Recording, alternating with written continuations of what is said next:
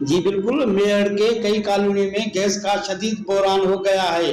कई माह से गैस की बंदिश के खिलाफ शहरियों ने गैस ऑफिस में धरना देकर शदीद एहतजाज किया है और उन्होंने वश न्यूज से बात करते हुए कहा, ये जो आज हमारा ये एहतजाज है गैस ऑफिस के सामने, हमारा यही मुतालबा है। हमारे पास 6 महीनों से अब्दुल्ला कॉलोनी, मुकीम कॉलोनी, हमदम कॉलोनी जो मेरठ सिटी में है, बिल्कुल मेरठ सिटी में है, उनमें 6 महीने से गैस नहीं आ रहा। हमारा ये एहतजाज है इंजीनियर मेरठ, जो एक नायल इंसान है, नायल और करप्ट इंसान है, इंजीनियर मेरठ पतुजो साहब कहते हैं उनको, उनके ये सारा किया धरा उनका है जिसने हमारी गैस 6 महीने से बंद किया हुआ है।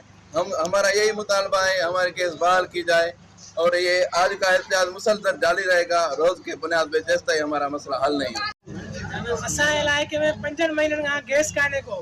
बिलावल कॉलोनी, हमदम कॉलोनी, मुकीम कॉलोनी, मुसाफिर पीर कॉलोनी, अब्दुल्ला कॉलोनी 5 महीननि खां मुसलसल गैस आहे ई कान।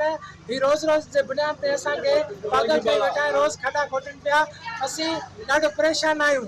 असीं सबूर कयोसीं त गैस ठाहींदा लेकिन हाणे असांजो माना जेको असां कुझु कयो ई कान्हे। असां आदलिया कयनि ई न आहिनि।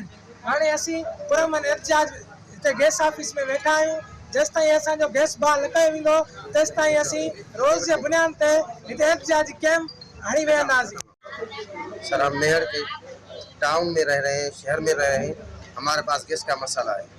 इतना मसला हो गया है कि हम गरीब लोग हैं।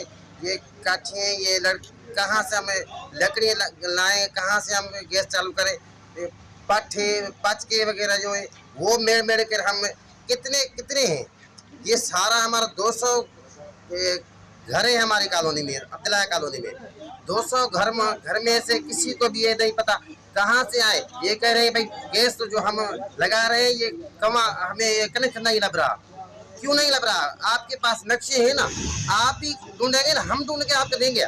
जी तो आपने मेरठ के मुख्तलिफ कॉलोनी के रहवासियों की बातें सुनी।